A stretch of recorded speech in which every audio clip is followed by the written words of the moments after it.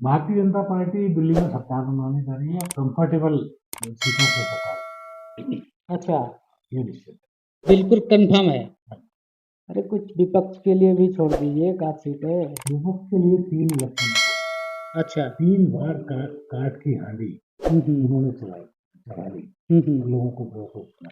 हम्म। ठीक है, हम भी थे उसमें से बनाने वाले ना, लेकिन हमें कम से कम 1 साल पहले ज्ञान तो हो गया कि हम कर क्या है। हम्म। अब समय आ गया है, जी। दिल्ली वाले समझ गए हैं और उनका पाप का घड़ा भर चुका है और वो ऐसी-ऐसी हरकतें कर रहे हैं आजकल, जो आज सड़कों पे आते हैं। विपक्ष कह रहा है कि मुझे ईडी सीबीआई से डरवाया जाता है, जेल में डाल दिया जाता है, काम करने नहीं देते हैं। आपको भी सवालिया निशान के घेरे में खड़ा किया जाता है कि ईडी सीबीआई की डर से राजकुमार आनंद जी इस्तीफा दे दिए। क्या देखिए, लगता है? ईडी सीबीआई का डर ये उस पार्टी का उड़ाई हुई बात है। अच्छा। असल बात तो ये है कि मैं राजकुमार आनंद या बीना आनंद, ये आनंद परिवार है, 2 बार विधायक बने। कोई एक बच्चा पटेल नगर का या दिल्ली का अगर ये कह दे आपको जिनके 100 रुपया आनंद परिवार ने कमीशन खाई है, घूस ली है, कमीशन ली है, उस दिन मैं किसी को मुंह दिखाने लायक नहीं रहूंगा, ना मैं किसी के पास जाऊंगा। ठीक है, अगर ऐसा नहीं है तो फिर क्यों राजनीति कर रहे हो? क्योंकि राजनीति को समझा क्या हुआ है कि लोग राजनीति करते हैं, इलेक्शन लड़ते हैं और इलेक्शन के अगले दिन से मतलब तमाम दुनिया के कमीशन खोरी, और आप समझ ही रहे हैं मैं क्या कह रहा हूँ। जी लेकिन जी। अगर हमारे ऊपर आज तक कोई इल्जाम नहीं, इसका मतलब हमने इस तरह से कुछ भी नहीं किया। मैं विपक्ष को भी कहता हूँ कि अगर कुछ है तो ऐसा लेकर आए आप पे। हम्म।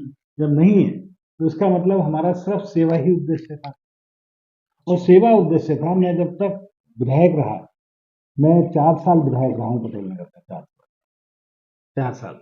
4 साल में से पौने 2 साल, 2 साल तो कोरोना में निकल गए। ठीक है कि नहीं है? 2020 से लेके अगर हम 24 तक की बात करें तो 1.5 2 साल कोरोना में निकल गए। 2 सवा 2 साल का जो मुझे समय मिला, उसमें पटेल नगर में इतना विकास किया गया जो पिछले 20 सालों से नहीं। मैं आपको इसलिए बता रहा हूँ कि आप बहुत अच्छे पत्रकार हैं और सब जगह आप पटेल नगर के ही रहने वाले हैं। तो अगर मेरी कोई बात झूठी हो तो आप इसका काउंटर खुद डालेंगे, नहीं ये गलत कह रहे हैं। मीरा आनंद जी सिर्फ 49 दिन रहे, वो 2 साल का समय मिला और उन 2 सालों में इतना काम हुआ है जो पिछले 15 सालों से नहीं हुआ। इसको मैं रिपीट कर रहा हूँ।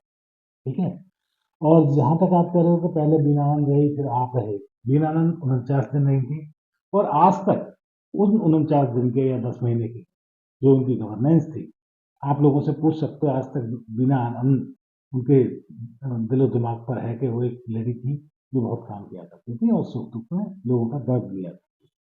जहां तक मेरी बात है, 2 साल में जो काम मैं बता रहा हूँ वो किए। आखिर अब जो पटेल नगर की जनता है, जिनके लिए आप कह रहे हो कि साहब जनता ये कहती है, जनता तो ये कहेगी कि ये पैसा तो केजरीवाल सरकार का था, राजकुमार जी ने क्या किया। मैं आपको जवाब देना चाहता हूँ। देखिए, व्यक्ति बहुत महत्वपूर्ण चीज है। दुनिया का कोई कंप्यूटर, कोई चीज व्यक्ति की जगह नहीं ले सकती, इंसान की जगह नहीं ले सकती।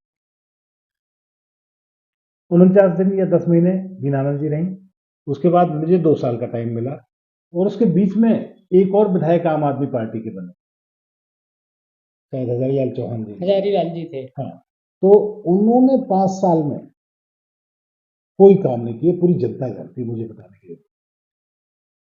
तो इसका मतलब पार्टी उतनी इंपॉर्टेंट नहीं है, आदमी इंपॉर्टेंट है। और मेरा झगड़ा, हमारी बात शुरू हुई थी ईडी से, मैं आपको याद दिला रहा हूँ। हमारा झगड़ा ईडी का सीबीआई का नहीं था। हमारा झगड़ा ये था कि मैं जब जब दिल्ली के विकास की बात करता था, पटेल नगर के विकास की बात करता था, अरविंद केजरीवाल दूसरे राज्यों में प्रचार और प्रसार की बात करता था, मैं जब जब कहता था कि मुझे पटेल नगर के पूरे सीवर लाइन चेंज कराने हैं, इसका फंड चाहिए, वो कहते थे अभी हमें मध्य प्रदेश का इलेक्शन लड़ना है। या इस तरह की 100 बातें तमाम, जिस आदमी ने हमें काम धंधा छोड़ के राजनीति में लेकर आए, कहते थे कि राजनीति बदलेगी तो देश बदलेगा। राजनीति नहीं बदली, वो खुद बदल गए। और जब मैंने देखा कि इनके भ्रष्टाचार के कीचड़ के दाग मेरे दामन पे लग जाएंगे अगर मैं यहाँ रहा, मैंने वो पार्टी छोड़। ये कि मैंने जो सीवर काम किया उसमें पानी के ऊपर काम किया। सीवर के ऊपर तो मैंने बता दिया, पानी के ऊपर मैंने इतना काम किया है कि जखीरा वाले यूजीआर को मैं आपको भी बताना चाहता हूँ। मैं जब मंत्री बना तो मुझे सबसे पहले याद आया कि इस कुर्सी पे, मंत्री की कुर्सी पे बैठते ही कि यार पटेल नगर में पानी की राजनीति चल रही है। हर आदमी आता है, पानी के नाम पे बातें करता है और वोट ले जाता है। मैं भी उनमें से एक था, लेकिन मैंने कोशिश की, सारा पटेल नगर विधानसभा के लोग जानते हैं, पूरा बलजीत नगर जानता है, सभी लोग जानते हैं, प्रयास किया, लेकिन जो मैं चाहता था, मेरे सपनों का जो पटेल नगर है, उसमें हर घर में नल से, नई पाइपलाइन से मीठा पानी, भरपूर मात्रा में पानी मिलना चाहिए। जब मुझे मंत्री बनने का मौका मिला, मैंने पहला काम यही किया कि एक 700 करोड़ रुपए का टेंडर कराया। उसका काम क्या होगा? जखीरा वाला यूरिया जो 20 साल से बंद पड़ा था, शुरू हो गया। ये नहीं कह रहा कि मैं ये करूंगा, पता है मुझे, वो उस शुरू हो गया, खबर को मैंने कवरेज किया था, जकीरा यूजीआर का जो कार्य चल सारा रहा शुरू था। हो गया। उसका अगला काम क्या है कि चाहे वो गुलशन चौक हो, गायत्री कॉलोनी हो, नेपाली मंदिर हो, फरीदपुरी हो, राजस्थानी कॉलोनी हो, थान सिंह नगर हो, पंजाबी बस्ती थान सिंह नगर हो, या रंजीत नगर हो, या ईस्ट पटेल नगर हो, वेस्ट पटेल नगर हो, तमाम जगहें हों, बलजीत नगर हो, सब में नई पाइपलाइन डलेगी। ठीक है, इस बात का वैसे हम टेंडर ले सकते हैं, सब कुछ कर सकते हैं। नई पाइपलाइन डलेगी अगर मुझे दोबारा पब्लिक चांस देगी। पटेल नगर की जनता को चाहिए, अगर पटेल नगर की जनता को राजकुमार आनंद जैसा विधायक चाहिए तो उसे चांस देना होगा। मैं तो कुछ कर नहीं सकता। वो कहते हैं और मैं 2100 रुपए महिलाओं को दूंगा। सुनो, तो मैं ये पानी का अगर वो चांस देंगे तो मैं वायदा करता हूं कि अगली दिवाली तक ये योजना को, मतलब चल तो रही है, लेकिन उसमें जो स्पीड आएगी वो जब भी आएगी जब पावर मेरे पास हो। उसको मैं अगली दिवाली तक सबको स्वच्छ पानी, भरपूर पानी पटेल नगर का। अब आप बताइए क्या कह रहे थे? वो कहते हैं कि मैं 2100 रुपए हर महिलाओं को महिला सम्मान निधि के तौर पे देंगे, और बुजुर्गों के लिए फ्री सेवा है, महिलाओं के लिए बस में फ्री सेवा है। भाजपा भी कोई अपने योजना बताए। देखिए, 7 सांसद हैं भाजपा के बिल्कुल दिल्ली में बिल्कुल, पिछले 15 भारतीय साल से। जनता पार्टी ये सब है, और उसमें कोई दो राय नहीं। देखिए क्या है कि इनको तो कहने की आदत है, मैं ये देता हूँ, या ऐसे कहा जाता है कि मैं ये देता हूँ, एक्चुअली कोई नहीं देता। दिल्ली सरकार का जो टैक्स कलेक्शन है, जो रेवेन्यू है, उसका जनरेशन होता है ऐसा, उसमें से बजट बनता है। मैं तो पार्ट रहा हूँ सारे मैकेनिज्म का, उसमें से बजट बनता है। हमारा करीब करीब 78,000 करोड़ रुपए का टैक्स कलेक्शन है। ठीक है, उसमें से आप बस की बात करते हैं कि बस फ्री दे दी, पता है कितना छोटा काम है ये? कितने पैसे लगते होंगे पूरी दिल्ली की मुफ्त बसों, सारी बसों को मुफ्त जो योजना है, उसमें पूरी साल में कितना पैसा लगता होगा? कोई आइडिया बताइए आप। तो अगर 80,000 करोड़ के सामने, चलो आप 30 कह रहे हैं, मैं कह रहा हूँ 100 करोड़ भी, तो 80,000 करोड़ के सामने ये रकम केवल 100 करोड़ है। और वो इसलिए है कि क्योंकि 80 करोड़ रुपए आता है, उसमें 1 रुपया भी अरविंद केजरीवाल नहीं देते, 1 रुपया भी राजकुमार आनंद नहीं देता, वैसे ही सेंट्रल गवर्नमेंट का है। तो हमारा बजट अलाउ करता है हमेशा। भारतीय जनता पार्टी आएगी, हम बिजली की योजना को बिल्कुल लागू रखेंगे। ये 200 यूनिट देते हैं, हम इससे ज्यादा देंगे। इससे अभी हम नहीं बता रहे हैं, अभी कंफर्म नहीं है। अभी मैं नहीं बताना चाहता। ठीक है, मैं ओपन नहीं करना चाह रहा, देंगे, ये बता रहा हूँ मैं आपके माध्यम से। लेकिन देंगे जरूर। बसों में महिलाओं को भी मुफ्त सफर देंगे।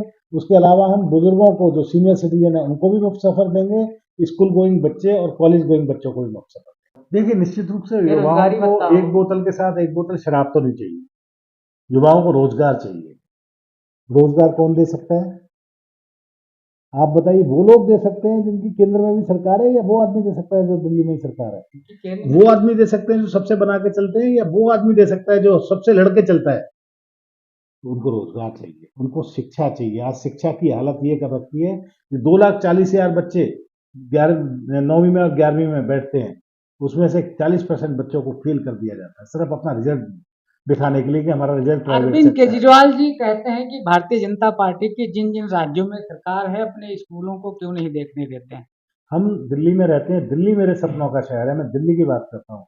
मैं ये बताना चाहता हूँ आपको कि ये जो दिखाते हैं कि हमारा रिजल्ट प्राइवेट से अच्छा है, ये आखिर बनता कैसे है? वो इसीलिए बनता है कि उनमें से 40% बच्चों को 9वीं में फेल कर दिया जाता है, तो 10वीं में सिर्फ पास होने वाले बच्चे। मैं कहना चाहता हूँ कि जो सरकार है, उनका काम ये नहीं कि उनको फेल करना, सरकार का काम है जो कमजोर बच्चे हैं उनको एक्स्ट्रा कोचिंग देना। ये मेरा चुनाव नहीं है, ये पटेल नगर की जनता का चुनाव है। जनता को ऐसा विधायक चाहिए जिसने जितना भी टाइम मिला उसमें भरपूर काम किया, ईमानदारी से काम किया, और सबको अटेंड किया, मान सम्मान दिया लोगों को कि ऐसा विधायक चाहिए या कोई गुंडा विधायक चाहिए। ये पटेल नगर की जनता को तय करना है, ये जनता का चुनाव है। जहाँ तक बात है कि मैं क्या करूँगा, मेरा सपना है कि हर घर में टूटी से स्वच्छ पानी, पीने का पानी भरपूर मात्रा में मिलना चाहिए। ये मेरी प्रथम प्रायोरिटी है और मैं इसको दिवाली तक करने की बात कह चुका हूँ। दूसरी मेरी प्रायोरिटी है कि हमने एक सर्वे कराया था जिसमें पता लगा कि 40% सीवर बदले जाने चाहिए यहाँ के। एमसीडी में जो सीवर है उनको एमसीडी से हटा के दिल्ली जल बोर्ड में तब्दील कराना चाहिए। वो मेरी प्रायोरिटी में। वो पैसा लाना कहीं से भी, वो पैसा कोई विधायक ऐसा नहीं ला सकता। वो पैसा वो ही विधायक ला सकता है हर डिपार्टमेंट से एक्सप्लोर करके जिसको काम आता हो। मैं पूरी पटेल नगर की जनता को बहुत बहुत धन्यवाद देना चाहता हूँ कि उन्होंने मुझे विधायक का काम सिखाया, मंत्री का काम सिखाया और मैं उनके ही काम आने वाला हूँ। और मैं सीवर के भी सारे 40% जो रह गया उसको बजट लेके, और वो बजट आएगा कैसे, इतना लंबा बजट कैसे आता है जब केंद्र की सरकार और राज्य की सरकार दोनों साथ चलेंगी। तो हमारे पास फिर पैसे की कोई किल्लत नहीं होगी और दिल्ली का और पटेल नगर का भरपूर विकास। दूसरा तीसरा काम जो मैं करूंगा, जो प्रायोरिटी वाले हैं, आप तो सारे ही करने हैं, कि जो तारों के गुंजल बने हुए हैं, आप गायत्री कॉलोनी चले जाइए, बलजीत नगर चले जाइए, पंजाबी बस्ती चले जाइए, रंजीत नगर चले जाइए, तार सर तक लगने लग गए हैं। भय बना रहता है कि करंट लग जाए, कई बच्चे तो मरे भी थे पीछे, आपने रंजीत नगर में सुनाई हुआ। तारों के गुंजल खत्म करा दूंगा। मैं रहा विधायक और दिल्ली सरकार में वो हेड नहीं था जिसमें एमएलए उसमें काम करा सकता था। अब हम सबसे पहले दिन पहली जीओएम में वो हेड बनवाएंगे और सारा ये काम करेंगे, ये तारों वाला।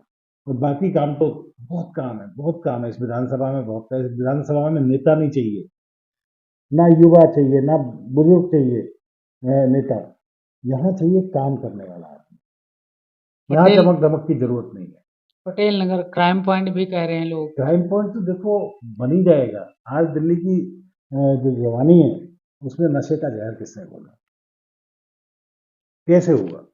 एक के साथ एक बोतल फ्री मिल रही थी, जो अद्धा लेने जाता था वो दे दे 2 मिलते थे, एक पी लेता था और एक तकिए के नीचे रख लेता था। एक तो उससे ये हुआ कि अगले दिन फिर 2 पैक पी लेता था सुबह, काम पे जाना बंद हो गया। और जो बची कुची बच्चे भी सीख गए। आज 16-16 साल के, 18-18 साल के बच्चे पटेल नगर में और बाकी जगह भी दिल्ली में बैग में छुरी, दस्ते में छुरियां लेके घूम रहे हैं।